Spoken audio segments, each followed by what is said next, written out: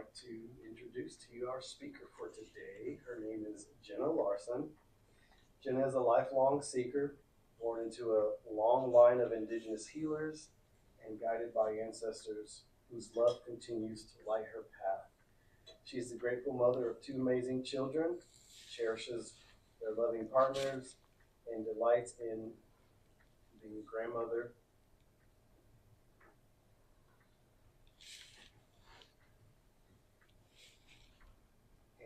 And the second page is missing.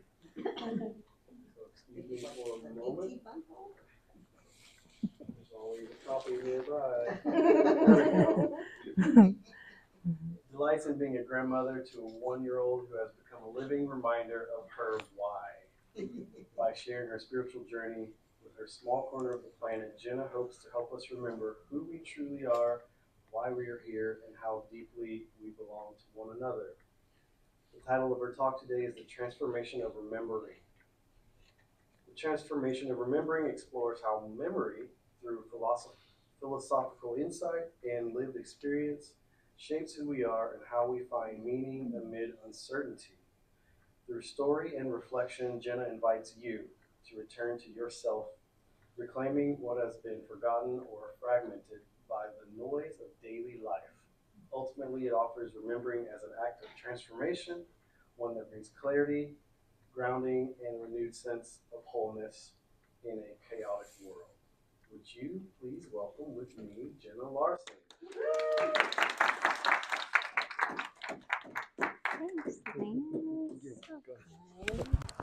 Appreciate you. Ooh. As I was listening to what he was saying, I was like, who is he talking about? When you hear somebody else talk about you, it's kind of weird, right? That's a very indigenous thing that just happened, because you don't talk about yourself typically in indigenous culture. You allow the people who know you best to say who you are. That's who you are. So when you listen to what someone else says you are, they're mirroring to you what they see, right? And I just think that that is so beautiful. And coming from, so thank you, Lance. I appreciate you for sharing that with me, and that's seems like a lot to live up to. But I'm very humbled and honored to be here with you today, because I don't know if you know this, but every single one of you who is in this room was meant to be here today, right now. And for the past couple weeks, you guys have been on my heart and have been changing me energetically. And so I have to say thank you for what you've already done for my heart. And you didn't even know it. What? Like, you just showed up here and you were like, wait, what?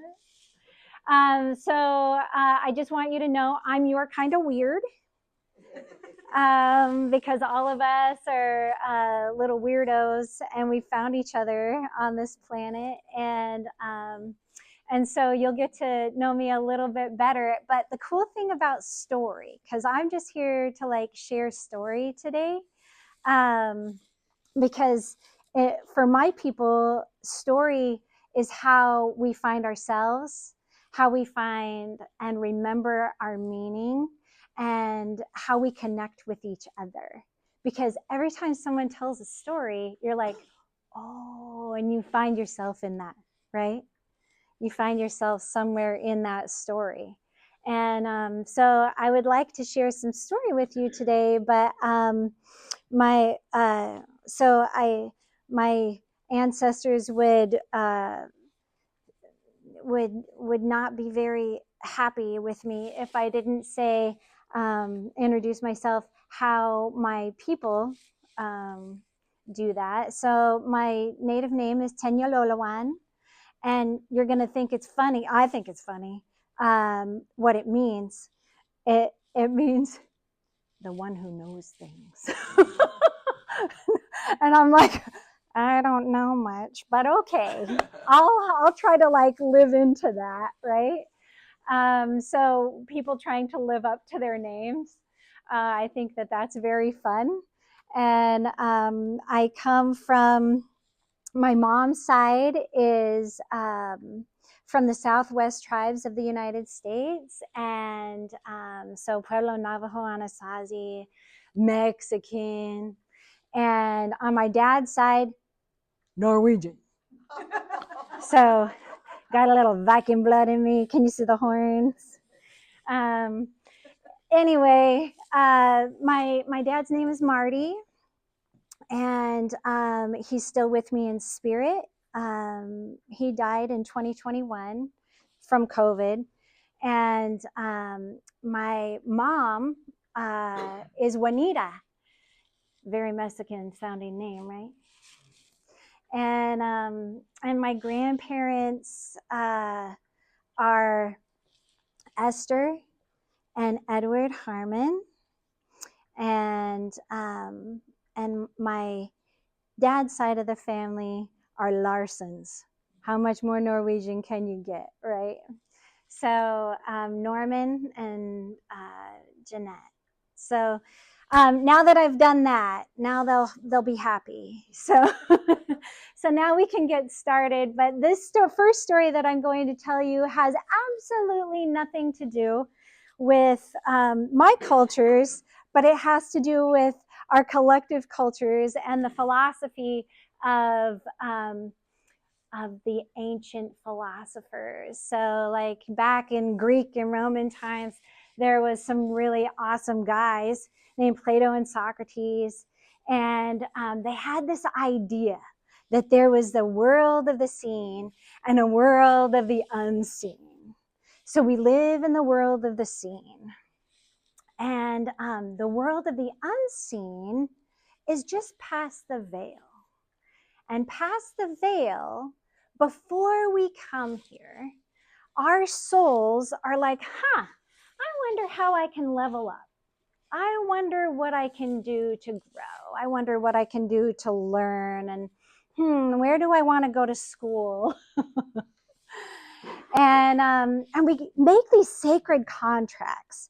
So the idea is that we contract with the people that are going to be our mom, the person that's going to be our dad, our annoying siblings, the siblings that we're really tight with, our cousins that are more like siblings than they are cousins, you know. And then what happens is we drink from the chalice drawn from the lake of forgetfulness, right? And then we like incarnate.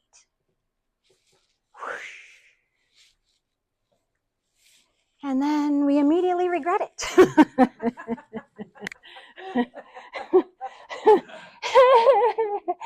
did my dog? Like, what is this life all about? I can't remember why I'm here and I don't like it. And so all of us are in the same boat. And we come here and we have to start somehow remembering who and what we are. And the people that we have contracted with to teach us sometimes are teaching us the hard way, right? Some of us didn't have great moms. Some of us didn't have great dads. Some of us had some really horrible childhoods, you know, or parts of it that were horrible. And then taking away what we can from that, as we start on our spiritual journey, we're like, okay, I've learned a little bit of this and I've learned some of that. And then we like start like collating it. And we start realizing, oh, I did learn something from that. Well, that sucked. I don't want to do that again. But I learned like how to navigate just a little bit more, right? And And then we start going through life, and we go from the baby stage, and we're toddlers, and somehow we know that we're all of that. You ever seen a little toddler just walk around like they're all that? My son, when he was 2, would walk around like big as you please. He acted like he owned the room. He would walk in and he'd be like, hi, hello. You know, he was just like one of those. My daughter, on the other hand, deer in headlights. They talk to me. Right? Like all these different personalities that come together in our lives, and here we are learning who to be, right? So we come here to learn and to teach the lessons that our souls come here to learn and to teach, and the people that are in our lives are somehow there to help us, right? So this is just a thought. This is just a theory, okay? I'm not teaching this as if it's like fact. This is just a story, okay? So here's this theory that these, you know, these sacred contracts happen, and then we have like this human experience, and we come here in order to transform, right? To level up.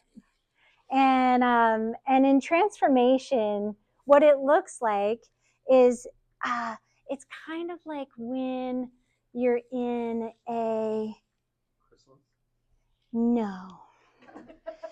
you're in a group of improv people. Okay, I heard you say that. So you're in a group of improv people, and it's always yes and, right? So you have like this yes and then we're going through life, and you have this yes and then you are like, wait a second, if the world is my oyster, I'm going to see what I can create out of this. So we get to the point where we're like starting to learn, starting to grow, and then something happens, right? We get to a place where we're like in this dark, icky, sticky place, and our psyche feels like under attack. I heard you say dark night of the soul last week, or maybe the week before. And so what I thought was really fun was, in the Greek, the word psyche means both butterfly and soul. And our ability to like come together and transform our minds. And I'm like, ooh, I like that a lot. So it has to feel really dark. It has to feel really like the world is ending, I would imagine, for that caterpillar in that chrysalis.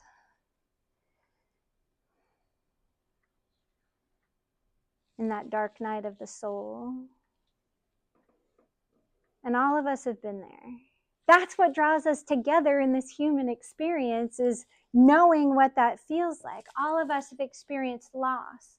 All of us have experienced some sort of traumatic event, right? And that's what brings us together. And then here we have like that phoenix, right? That symbol of like rising from the ashes, right? And or springtime. We have springtime. Let's start fresh. How about let's have some newness, right? And all of us come to those places where we're like, oh yay, okay, so now that was really hard, and now let's move on, right? Because okay, hopefully I learned that lesson. Well, what is really intriguing to me, at least in my life, is that throughout life, we get continuous cyclical, it's like you're going up a circular staircase. So you're seeing the same thing just from a different angle now. Kind of like, I don't know what it feels to you, but what it feels to me is like the universe is sometimes saying, Did you really get the lesson? Are you sure? And so I have to revisit some of these things and remember who and what I am, which is kind of nuts because I think I forgot who I am about 3 times on the way here when somebody pulled out in front of me on a nice road. It happens, right? And then I'm like, wait a second. Okay. I am love. I am like karma. And so we have like this idea of rebirth. And how many times, like, do we think, ooh, a brand new day? A brand new day. Okay. Each day. That's why I love coffee. I think that's why I love coffee the most, because it symbolizes to me a brand new day. And it also makes me think, like, the word espresso means to push through. And the water is pushed through that coffee, those coffee grounds, right? And what happens is like this transformation of water into like this sacred bean juice that helps with energy and focus and addiction. No, I'm just kidding. And so when we have like these symbols of like transformation that we can start again wherever we are in each minute, each day, each minute, each year, like here we are in January and it's a brand new year and you hear people saying, oh, new year, new you, all of that. And really, the transformation is happening on a little microscopic level every day with your tiny little habits and the tiny little things that you do. I want to see if there's anybody here that is a marine biologist. Anybody? Excellent. I can pretend I know how to say this word. It's a Turopsis dorini. It's a Turopsis dorini. It's a jellyfish. The immortal jellyfish is what this is. And this, I know that it feels like a little ironic that I'm using a jellyfish as a more concrete example than a phoenix for transformation. But stay with me. The reason this is called the immortal jellyfish is because when it gets to the end of a cycle, it mates and it reproduces, and then it goes back to its polyp state. So it shrinks down, it gets smaller, its tentacles like shrink up, and it goes back down to the bottom of the ocean to start its life cycle all over again. And I think that that is so intriguing because it feels like I could learn something from that. Down at the bottom of the ocean, it is dark. Water, what does it symbolize in spirituality? What does water symbolize? Emotion, exactly. So here we are in this dark night of the soul, or at the bottom of our ocean, emotionally overwhelmed, right? It's dark. You feel like that primordial ooze that little caterpillar must feel like. And then we start to transform. And it doesn't feel good. And it doesn't look good. But if we stick with it, and we stick together, something starts happening. That transformation from the inside out. That's where the magic happens. So as we're transforming, we start to seek. And when you're an honest seeker, you look everywhere. And you start listening, and your ears prick up, and you're like, wait a second, what was that? And you start going towards whatever it is, and the universe leaves you breadcrumbs, right? Like where you're supposed to go, introducing you to somebody random. And then and then you're in front of people sharing some stories. And these people just feel like, oh, wow, your hearts are open and beautiful too. And things start to shift, right?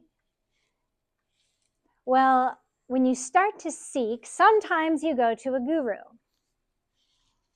I did. And the guru asked, of the trees, which is the strongest? And in my mind, because I had spent most of my adult life looking at what I could say was empirically substantiated, I started thinking, okay, the density and how many years and, you know, I started like thinking of all these things. And then I was like, oh, I wonder, like, what is the strongest tree? I don't know. And he was making the analogy of, you know, being like nature, of course. Our gurus always show us back to nature and back to love. But really, it's the ability to be flexible. So the tree that is the strongest, have you ever seen in a hurricane how those palm trees like lay down? They will lay down. And then they come back up, you know, sometimes after the hurricane is gone. And it's the ability to be flexible and to live in that question. What question? What question? That's up to you. Because all of us have those questions, those burning questions inside of us where we want to know, we want to learn. And the beautiful thing about wanting to learn is that the universe is going to conspire with you to bring you what you want.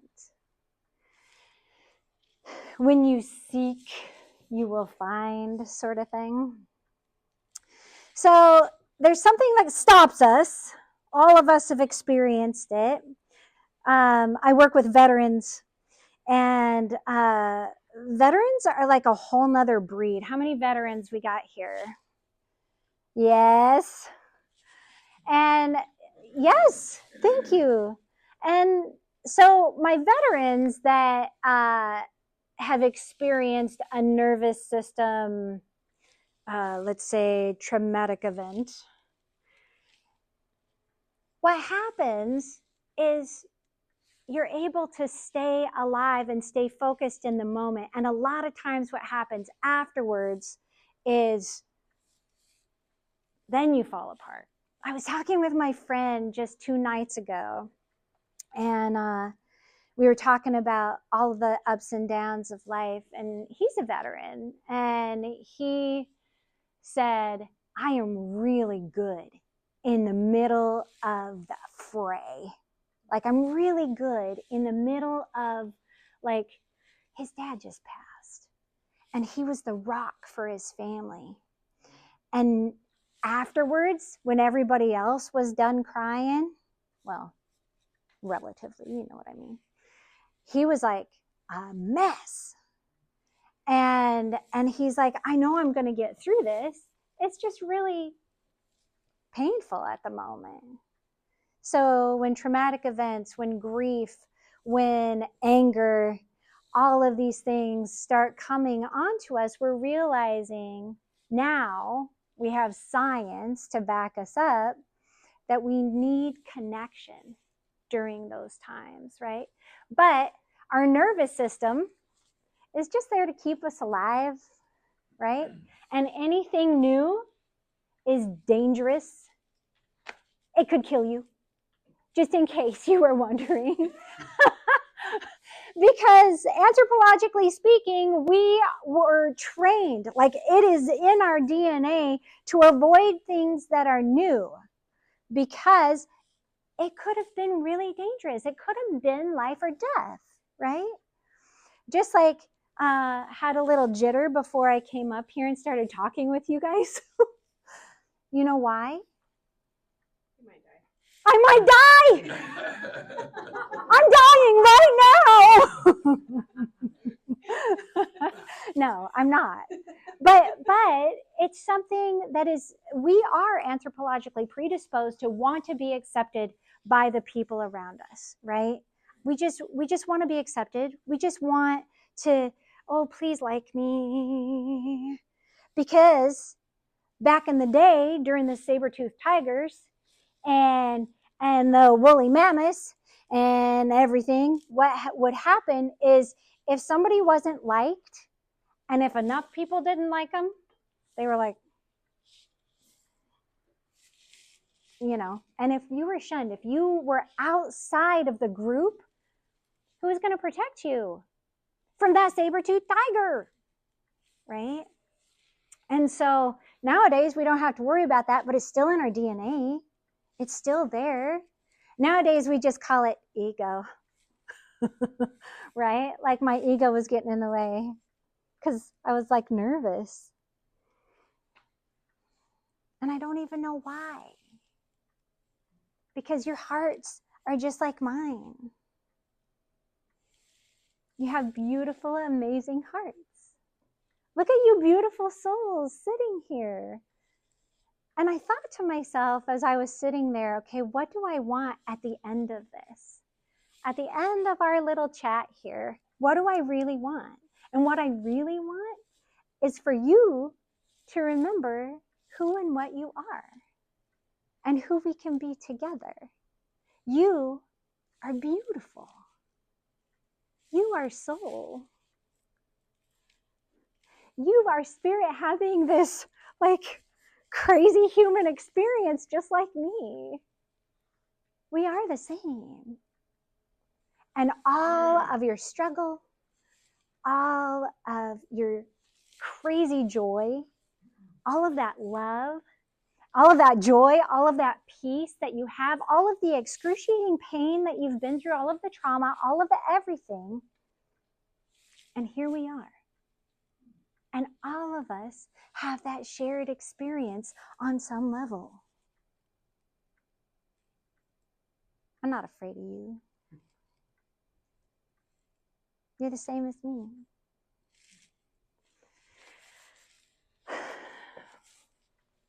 But we have nervous systems, right? Oh, I wanted to tell you, Kyle Cease, he's one of my favorite people that I've never met yet. I will meet him someday. He wrote this book, and I haven't read it, but I love the title. I'm judging a book by its cover. I hope I messed this up. How falling in love with your fears can change the world. And I love that. Like, what if we fell in love with our fears? What would that look like? No. What would that feel like? What are we most afraid of? I was just watching something, and the Buddhist monks in the Himalayas were sharing their wisdom. And someone asked them, like, how do I find happiness?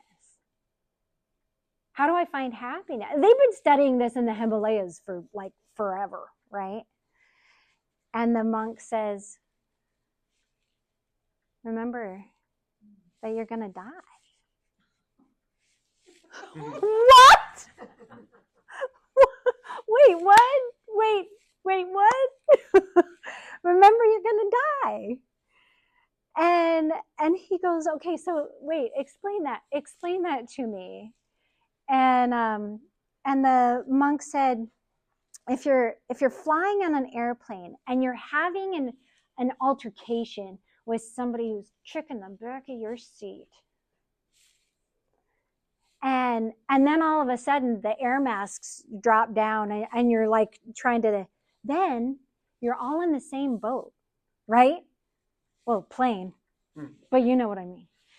And you're all realizing, wait a second, are you going to keep arguing with the person who's like kicking your seat? Or are you going to be like, whoa, wait a second, here we are experiencing this really scary moment together. We're both humans having this experience, right? And he's like, just remember that this isn't forever. You know, nothing is forever. And so remembering that the preciousness of these moments right here, like no other time. This gets me every time. No other time will we have every single one of these people in these seats at this time, in this room, in this, like this moment is it with us. Just with us. Sharing this little moment in time, this little experience. Doesn't that just blow your mind? I think it's beautiful. So in 2021, exactly 5 years ago this month, I was diagnosed with breast cancer. And this is a picture of me and my son. He was my little ton of fun, but now he's like this tall, has a deep voice, and still is cute, but just more manly. And that is one of the only pictures I have of myself when I was bald.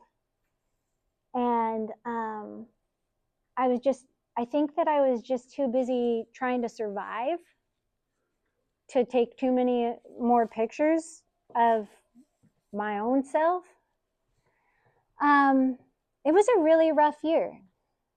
I was diagnosed in January, and a couple months later started all of the treatments. And while I was going through chemo, my daddy, I'm a daddy's girl, and my daddy got COVID. And I remember putting on a hazmat suit to be able to go and say goodbye to him. And the fact that they even allowed us to say goodbye was, I know it was a gift that a lot of people didn't get during that time. And so my body is very broken at this point in time. That's a happy picture, but I was really actually very gray by the time that was about my second infusion, is when you lose your hair. And then about the third infusion, your skin goes gray. And so I looked very ghostly. And I was saying goodbye to my favorite person. And I was angry. And not only was I angry, but I was incredibly sad. Like sad beyond words. Like talk about dark night of the soul. And I said goodbye to my dad, and then went home and proceeded to have like one more infusion. And after that infusion, I had every side effect in the book. I mean, I know that it's bad for everybody, but my doctor was like, wait, what? You're doing, oh, that's rare. Oh. And that don't help. And I'm like, well, if I'm surprising my doctor, this ain't good. So I'm going to tell you guys a story that I've never told in a group setting, and I've only told a few people on the planet. And I'm not a spiritual teacher. I'm not trying to convince anybody of anything. All I'm doing with this story is sharing with you what happened to me.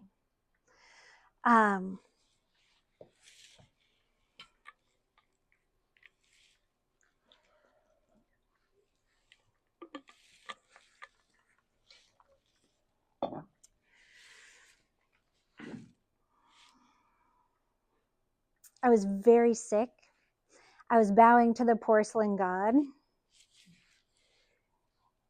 And I was so sick that I couldn't breathe. And all of a sudden, I look down and I see this woman. I could tell she was very, very sick.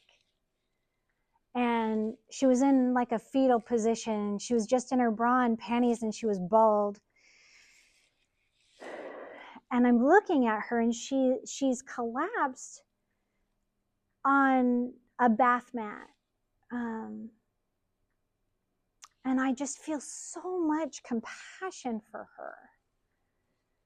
And I'm looking at her thinking,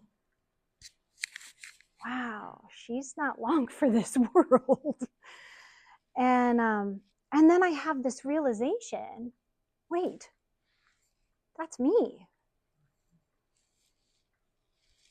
And all of a sudden, I don't know if you guys have ever gone parasailing, but when you're on the back of the boat and they like get that parachute ready, you think that it's going to be like this whoosh, and you're like, you know, and the harness is gonna jostle or whatever. But then it doesn't. You're just like, all of a sudden, it gets further and further away, and it's so gentle, and pretty soon, you're just like weightless. And the boat's way down there. You're able to see like everything. Well, that was the feeling that I had, was I was pulled back in this bright, bright light. And this bright light was so bright, and I don't know how much longer later, but I was trying to adjust to the light, and I became aware of a vibration and sound, like a music kind of, but it just sounded like praise. It just sounded like love, and I can't explain that. It was like a synesthetic experience, like being able to feel, sense something that I've never experienced before. And seeing the colors, all of a sudden colors started showing, and the blades of grass, every blade of grass had a vibration, and they were singing together. It was like not a song, but a vibration that sounded like music. And then all of a sudden, I'm realizing that I'm like feeling them, because the feeling was love.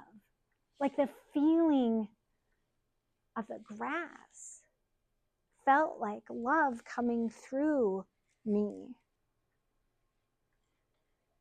And then I noticed a flower not too far away, and the flower was vibrating at another like at a different sound frequency, but harmonizing. I'm like, maybe this is what drugs feel like.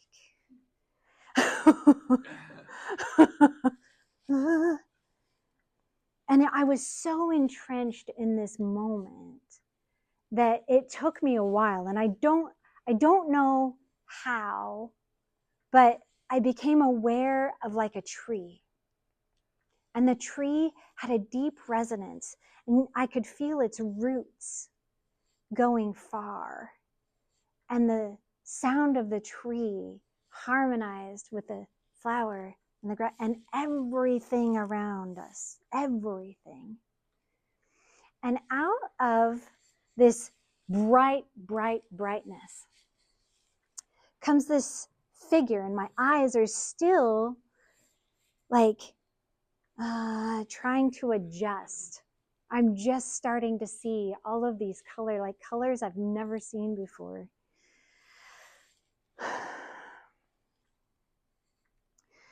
And this beautiful, amazing like being comes out of the shadow and like appears to me, and here is one of my ancestors. And I instantly knew her because she's been with me since I was just a little girl. And I've always called her Abuelita. And it means little grandma because she's short. And she comes up to me and she embraces me.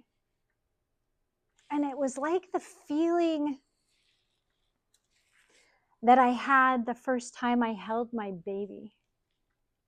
Like that immense love, that feeling of love when you hold your child for the first time, that feeling when you look at your favorite person on the planet and you just like, your heart wells and lights up. It was like that. And it was also like when you're floating on your back in the water and you're fearless and it just feels like weightlessness and like you're free.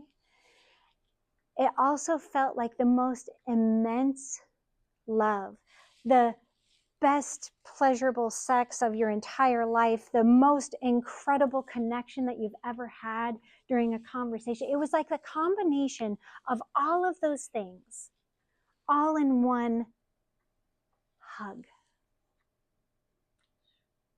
It was incredible.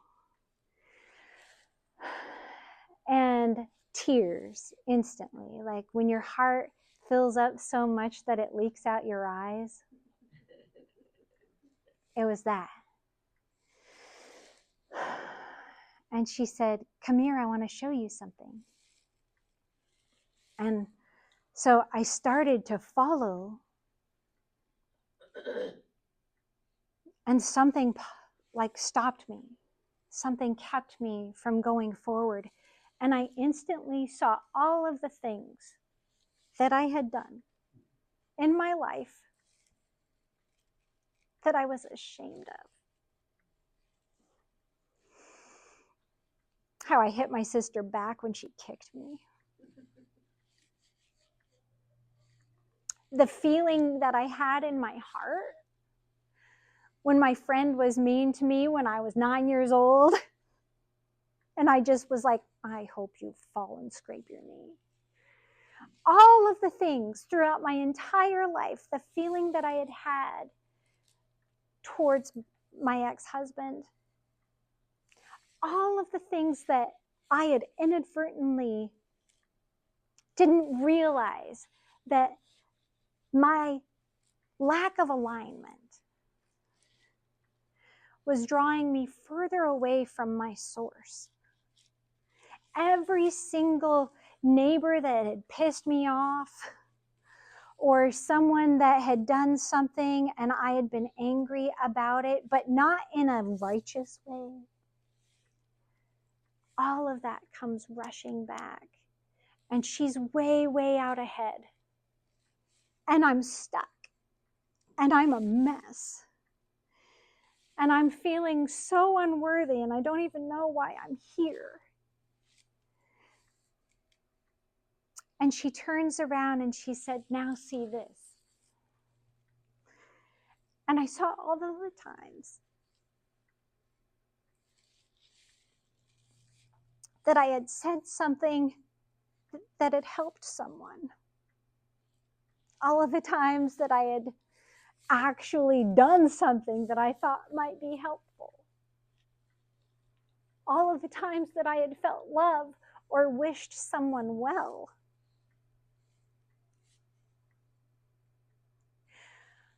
All of the goodness. And I instantly was with her. And she said, focus on that.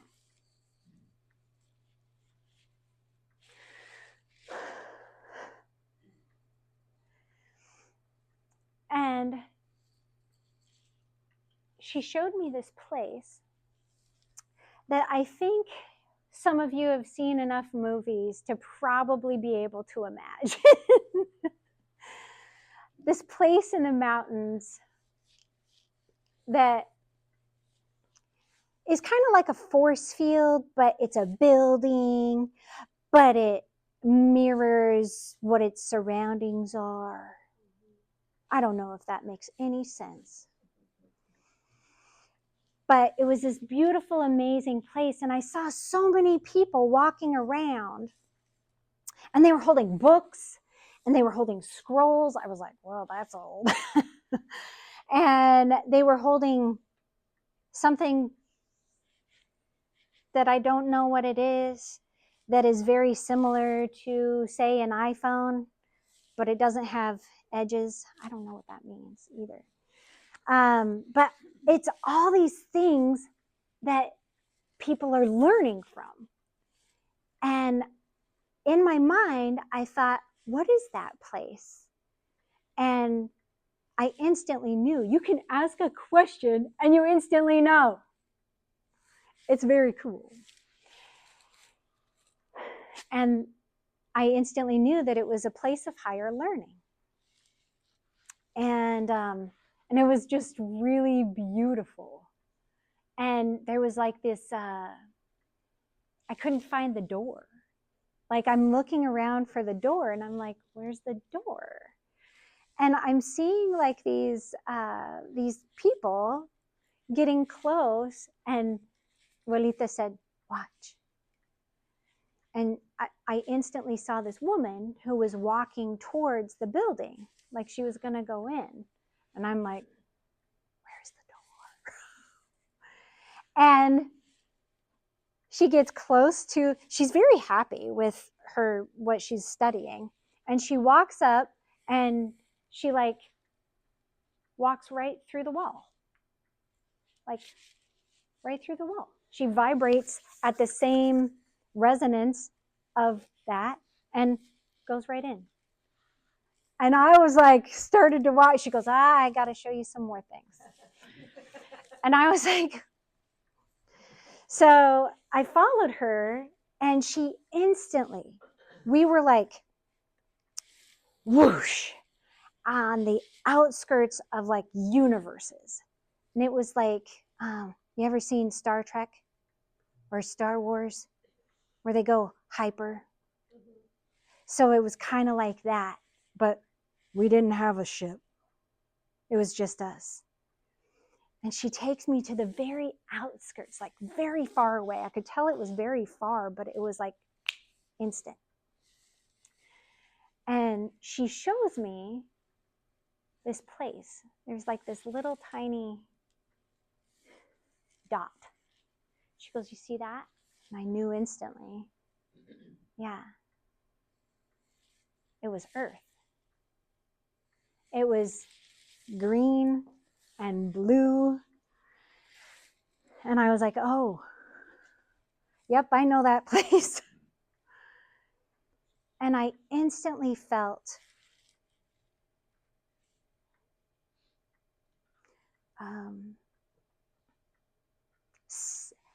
sadness and so much love.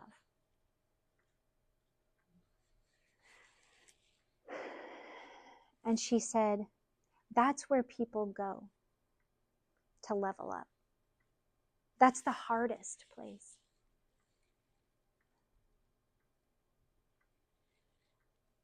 That's the hardest place. And I was like, yeah.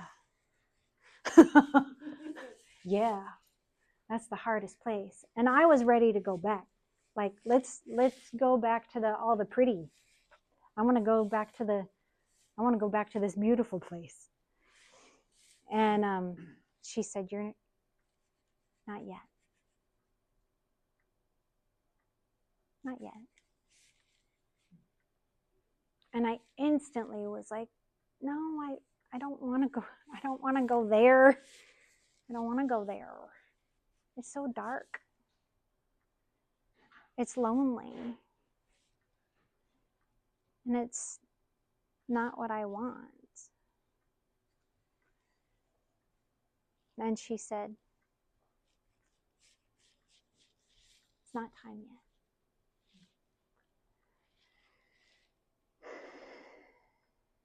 And next thing I knew, the light was coming in the window of the bathroom, and I'm waking up on the bathroom floor, and there's like this, it's like, you know how the leaves, when there's sunshine coming through the leaves and the leaves are like moving? It was like that.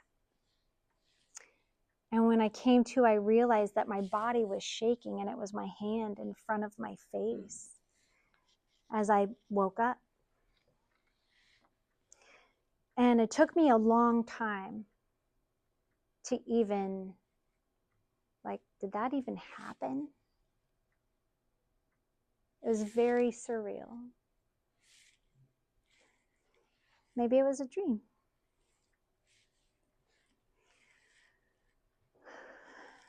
It's a good dream. But what I knew after that experience, besides the fact that I was depressed, because this place is dark, is that we're meant to be the light.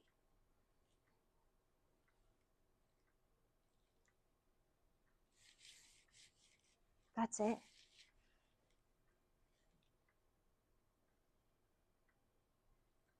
We're meant to be the light. You're the light. You're the light in the darkness.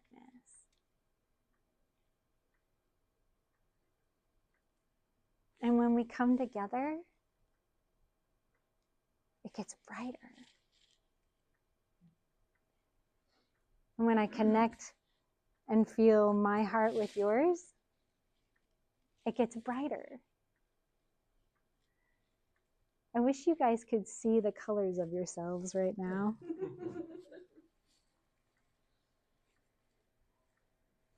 Let's do that. Both feet on the floor. I welcome you to do this. You don't have to. You are sovereign. You are love and light and joy and peace, and you can do whatever you want. But I welcome you if you want. Both feet on the floor. Soft gaze or close your eyes. Inhale deeply through your nose. Exhale through your mouth. I want you to feel your feet on the floor. And feel where you're touching the seat that you're sitting on. Notice your spine elongating as your crown reaches towards the ceiling, and then your body relaxes. Notice any little thing that your body is telling you. It could be an ache or a pain. It could be, wow, I've sat here a really long time and she's long-winded. It could be, wow, thank you, body, for being the vehicle for my soul in this life.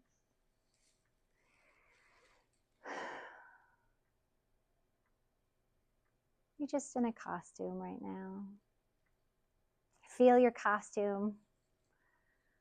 Thank it for all the fun that it's given you. All the experiences that you have had.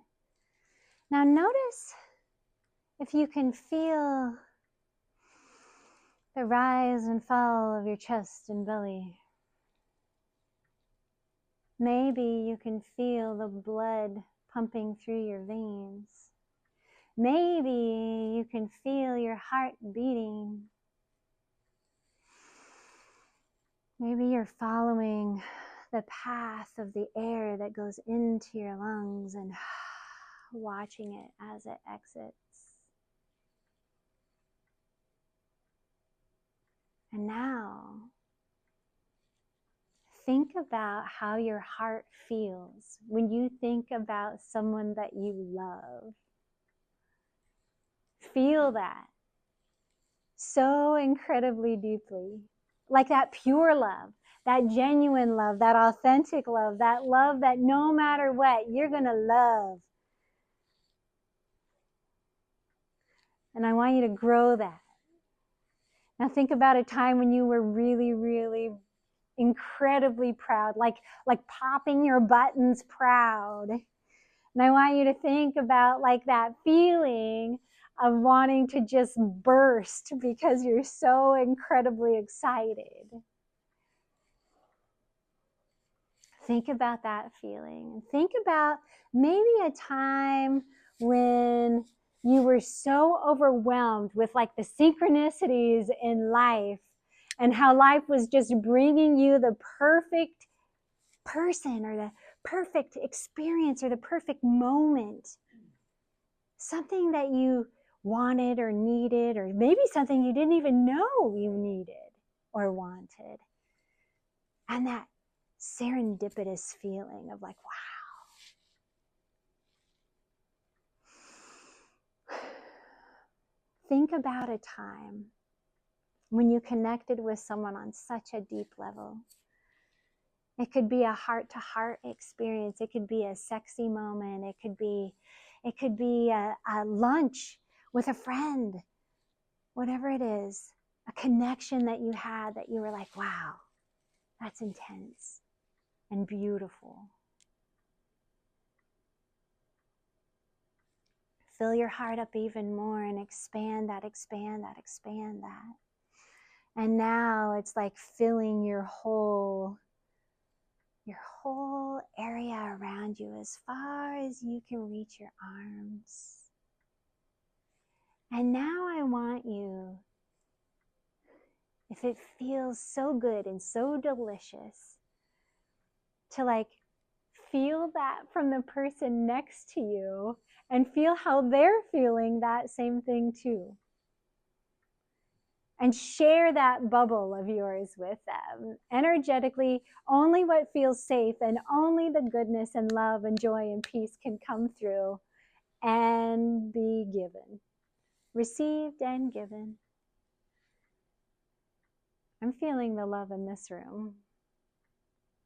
You are love. You are joy. You are peace. You are this precious, amazing, sacred, sovereign soul, having this incredible human experience. Here you are, you little butterflies, you. Take a big, deep breath. Maybe have a slight smile on your face. Thank the person next to you for sharing their love and joy and peace with you. And as you feel your feet on the floor, in your seat in the chair, maybe slowly opening your eyes, you'll realize that one of the key reasons we are here is to connect.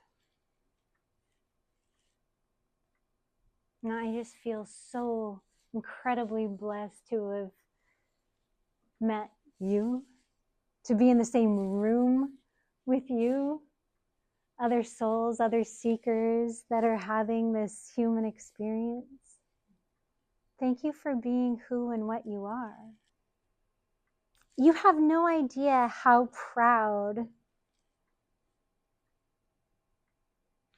the ones beyond the veil are of you. Like, if you knew,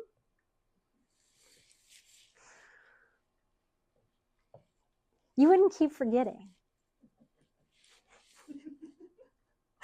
Like, it would be a constant remembrance of like, oh yeah, I'm love.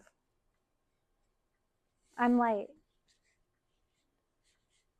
And this isn't some Pollyanna BS. This is not toxic positivity, because life certainly has its moments where it is painful and it is hard and it is horrible. And not everything is peaches and ice cream. But it's just like when you go to the gym and you're working with that resistance, with that weight. That's what makes you stronger, right? So when you're in space, our astronauts, like, atrophy is a real thing. Without gravity and without working those muscles, atrophy happens. So when we're going through all of the BS, all of the things that will distract us from remembering who and what we are, it's just strength training.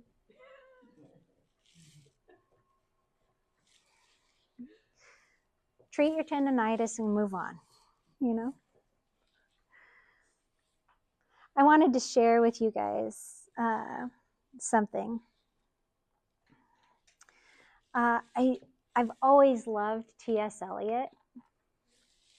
And in one of his poems, it just really always sticks with me in these moments. And I wanted to quote it like verbatim instead of doing a really bad paraphrase. We shall not cease from exploration. We get to explore ourselves. We get to explore this planet.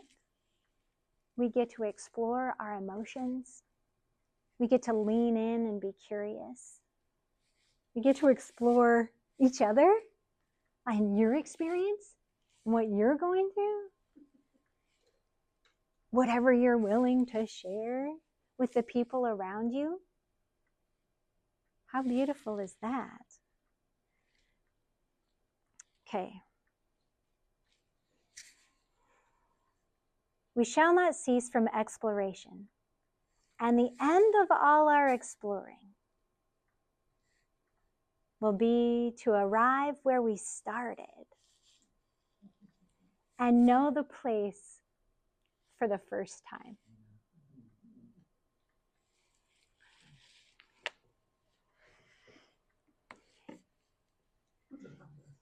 Thank you very much. I appreciate you all. Thank you.